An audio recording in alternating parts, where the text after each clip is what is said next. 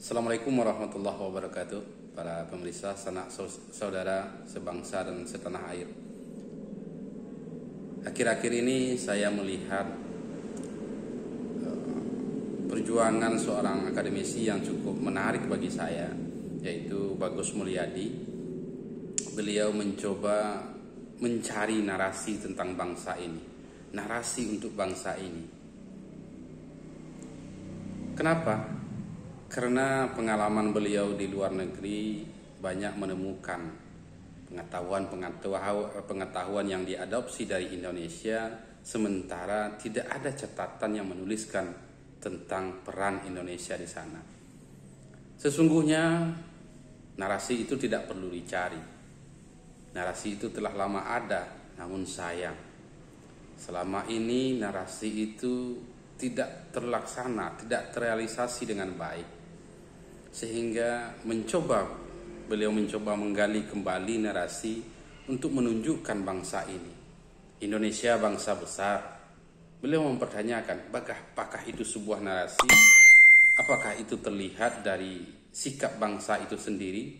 Jadi narasi yang dimaksud di sini bukan sebatas narasi yang selesai dalam sehari, yang selesai dalam semalam, tapi narasi yang benar-benar menunjukkan karakter dari bangsa itu sendiri. Sebenarnya narasi itu sudah sangat komplit, sangat utuh diwariskan oleh pendiri bangsa ini, yaitu Pancasila. Namun sayang, Pancasila itu dilihat dari kacamata yang menurut saya cukup keliru. Sebab sampai hari ini kenyataannya realisasi dari Pancasila itu tidak dirasakan oleh masyarakat. Dan ini adalah tanggung jawab para elit-elit bangsa ini, para politisi yang mengambil kebijakan tidak berdasar kepada Pancasila itu sendiri. Dimana kalau kita lihat sila-sila dalam Pancasila, yang pertama adalah tentang kemanusiaan. Artinya sila yang pertama, ketuhanan yang Maha Esa, adalah kesadaran manusia tentang limitasinya, tentang keterbatasan dirinya memahami segala sesuatu. Maka itu dibutuhkan kesadaran tentang Tuhan, kesadaran tentang Sang Pencipta. Dan kesadaran inilah yang akan melahirkan sila yang kedua, yaitu kemanusiaan. Kemanusiaan ini adalah frasa yang sangat dalam menurut saya, karena kemanusiaan itu lahir dari kesadaran individu bahwa mereka tidak hidup sendiri, tapi mereka hidup di tengah-tengah masyarakat yang butuh sosialitas, yang butuh bersosialisasi. Jadi kemanusiaan yang adil dan beradab itu hanya bisa benar-benar lahir dengan kesadaran tentang Tuhan, tentang manusia, tentang hakikat hidup dan hakikat alam semesta.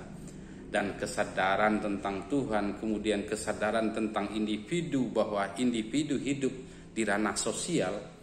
Di sanalah kita menyadari ada perbedaan, ada orang lain, ada lingkungan dan lain sebagainya. Maka perbedaan-perbedaan itu perlu dirangkai, perlu dikokohkan, perlu disusun, perlu diatur, membentuk simpul-simpul yang utuh, simpul-simpul yang kokoh, menjadi satu kesatuan yang benar-benar menampakkan narasi bangsa yang besar. Bagaimana caranya? Maka sila keempat menjelaskan, di mana sila keempat berbunyi kerakyatan yang dipimpin oleh hikmah. Jadi masyarakat yang memiliki kesadaran, elitnya yang memiliki kesadaran bahwa masyarakat adalah kekuatan dari bangsa itu, maka perlu dipimpin dengan hikmah. Apa itu hikmah? Hikmah adalah kebenaran dari kesadaran-kesadaran yang sebelumnya. Kesadaran tentang Tuhan, kesadaran tentang kemanusiaan, kesadaran tentang persatuan. Maka diperlukan hikmah untuk merawat, memelihara kerakyatan itu sendiri. Bagaimana caranya? Maka semangat gotong royong, semangat musyawarah yang terwakili, yang diwakili kerakyatan yang dipimpin oleh hikmah dalam permusyawaratan perwakilan. Kesadaran-kesadaran ini muncul, disinilah baru bisa diwujudkan keadilan sosial bagi seluruh rakyat Indonesia.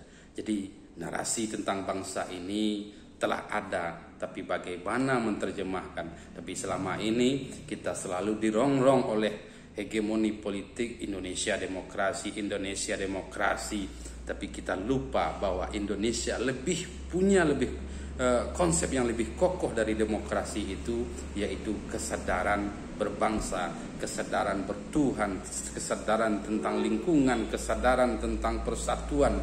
Dan kesadaran tentang persatuan ini hanya lahir karena kita benar-benar memahami bahwa satu dengan yang lain ada perbedaan yang perlu kita rawat, yang perlu kita kokohkan. Jadi narasi bangsa ini adalah Bhinneka Tunggal Ika yang bisa tertata, bisa utuh, bisa kokoh dengan benar-benar menerjemahkan Pancasila itu sendiri. Jadi tidak salah kalau seandainya Rocky Gerung sering mengatakan pejabat dungu yang tidak mengerti Pancasila karena tidak terlihat realita dan eksistensi dari Pancasila itu sendiri di tengah-tengah masyarakat. Bahkan saya pernah mendengar Sujiwo Tejo mengatakan bahwa Pancasila itu tidak ada ketika kita melihat kehidupan masyarakat yang jauh dari keadilan. Mungkin itu yang kita coba bahas pada kali ini. Kita mencoba menggali kembali tentang kesadaran, tentang narasi bangsa ini yang sesungguhnya punya landasan yang sangat kokoh, punya cara hidup dan cara pandang yang sangat luar biasa, mencoba mengkristalisasi pandangan-pandangan global dalam satu kesatuan yang kokoh sebagai pola, sebagai metode merawat keutuhan bangsa. Demikian kita perlu menggali kembali warisan-warisan pemikiran leluhur kita, founding father bangsa kita, pendiri tokoh-tokoh bangsa kita yang luar biasa, para pemikir-pemikir yang punya wawasan yang sangat luas dan perlu kita gali kembali dengan kacamata kita sendiri, kacamata lingkungan kita, kearifan kita, kekuatan masyarakat kita. Demikian saja. Assalamualaikum warahmatullahi wabarakatuh.